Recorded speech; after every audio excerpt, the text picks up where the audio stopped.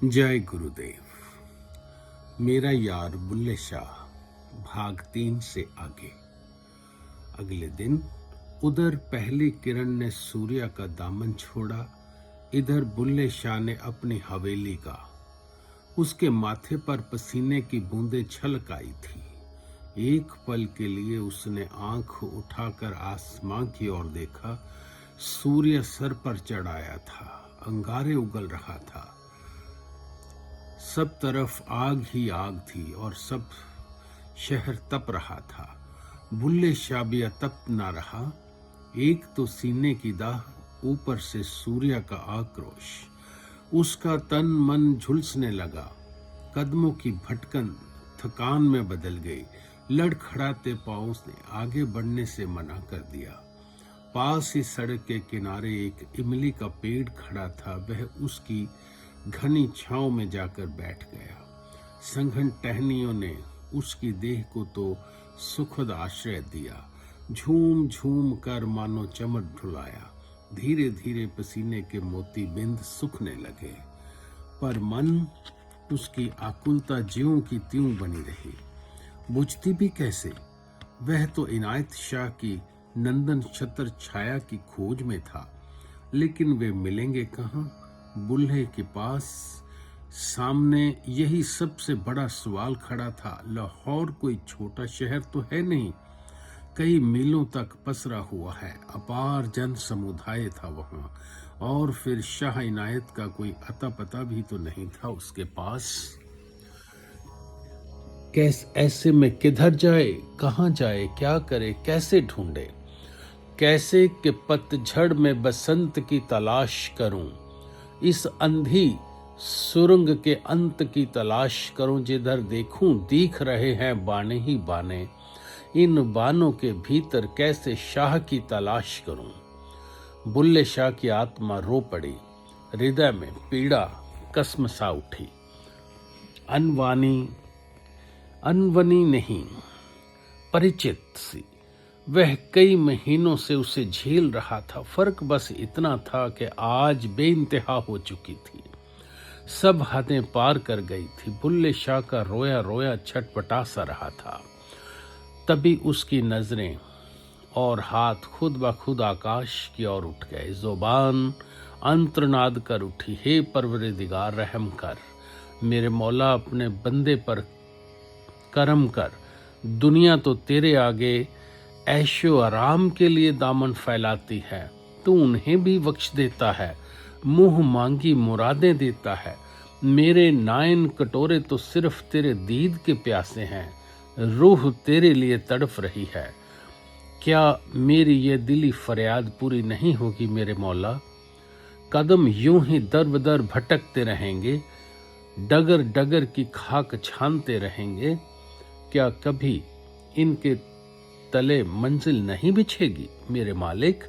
अब तो मेहरबानी कर, कामिल पीर की राह दिखा दे। मैं जानता हूं तेरे निर्गुण स्वरूप का दीद कराने वाला तेरा ही कोई सरगुण रूप होगा। उसके कदमों की धूली चूमने को मेरे जिगर में हजारों सिजदे तड़प रहे हैं।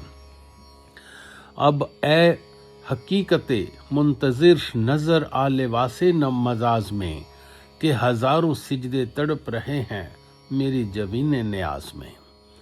अब तक बुल्ले शाह भावंत हो चला था। उसके छांव तले बैठा न रह सका। रुके कदम फिर से गतिमान हो गए। दीवानों की मानिंद वह इनायत की राह टोलने लगा। खोज का यह सिलसिला 1 या 2 दिन नहीं, कई दिनों तक चला। आखिरकार राह मिल गई। प्यासे को रूहानी कुएं का पता लग ही गया। बुल्ले शाह पूछते पूछते शाह इनायत की पाक दहलीज तक पहुंच गया। वह नहीं जानता था कि सामने बिछी यह दहलीज उसके लिए नवजीवन का आवाहन है। इससे गुजर कर उसका जीवन आमूल बदल जाएगा। इनायत का आस्ताना उसके जीवन भर का आशियाना हो जाएगा। वह सोच भी नहीं सकता था कि आज जिस इनायत शाह को वह ईश्वर प्राप्ति का माध्यम बनाने आया है, आने वाले समय में वो ही उसकी मंजिल बन जाएंगे, साधन ही साध्य हो जाएगा। अब इनायत के कदमों में बसेगा और इनायत उसकी शवासों में। इनायत के रूप में उससे केवल मुर्शिद नहीं मिलेंगे, सर्व सब मिलेगा। मूंदी आंखों को निराकार, अपलक आंखों को साकार, प्राणों को आधार बिंदु, मस्तक को पाख, कदमों की ठौर, रगों में दौड़ते लहू के कतरे कतरे को एक लक्ष्य।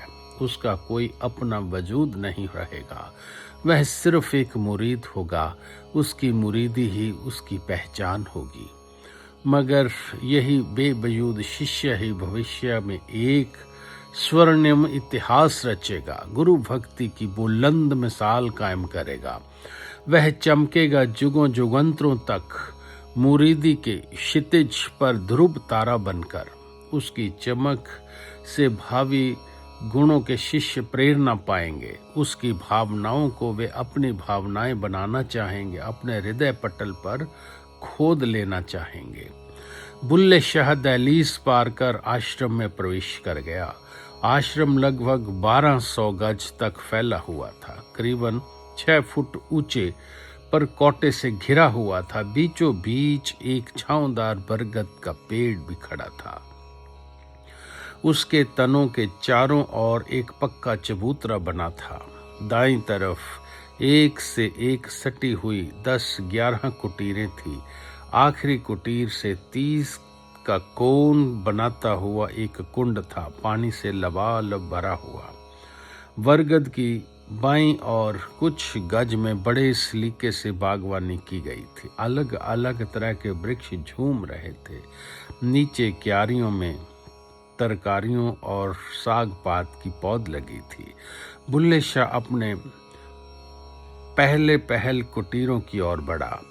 ठिठकते कदमों से उसका दिल जोर जोर से धड़क रहा था, इतना कि वह अपनी धड़कनों को साफ सुन सकता था। उसने एक एक कुटीर में झांक कर देखा, पर कोई न मिला। नितांत नीरवता और सन्नाटा था वहां। एक और फिर निराशा ने उसे आ घेरा। वह भारी मन से निकास द्वार की ओर बढ़ा, लेकिन तभी एक युवक ने अंदर प्रवेश किया। बुल्ले शाह ने उससे झट पूछा, हजरत इनायत कहाँ मिलेंगे? युवक ने बगीचे की ओर संकेत कर दिया। बुल्ले शाह ने गौर से झांका, उसी दिशा की ओर देखा। पौधों के झुंड के बीच एक मानवीय आकृति हिलती डुलती दिखाई दी। वह बेसब्र कदमों से उस ओर बढ़ा। पास पहुंचने पर पाया कि वे प्याज की पनीरी बो रहे हैं। सफेद बाल, कमजोर शरीर, त्वचा पर झुर्रियां, अंग अंग पर वृद्ध अवस्था के निशान। उन्हें देखते ही बुल्ले शाह के अंदर संशयों का तूफान खड़ा हो गया। उसे अपने मानस पटल पर मुर्शिद का जो दिव्य चित्र खींचा था, इनायत उससे बिल्कुल अलग थे। उसने तो सोचा था कि खुदाए नूर को दिखाने वाला खुद भी नूरानी व्यक्तित्व होगा। बस मेरे प्यारे दोस्तों, यही गलती होती है। हम जो अपने जहन में सोच के एक ऐसा नक्शा बना लेते हैं कि गुरु ऐसे होंगे, लेकिन वहां हमें निराशा हाथ लगती है। पर ये क्या, अधेड़ उम्र, कीचड़ से लथपथ काया, पसीने से तरबतर बदन। बुल्ले शाह के भीतर अहं की नागफनी नाचने लगी। देखते ही देखते उसने अनेकों सवाल फुफकार डाले। इस दीनहीन में क्या रूहानियत होगी? प्याज की पनीरी बोने वाला यह वृद्ध मुझे क्या नूरे इलाही दिखाएगा? क्या इल्म होगा इससे ग्रंथों का?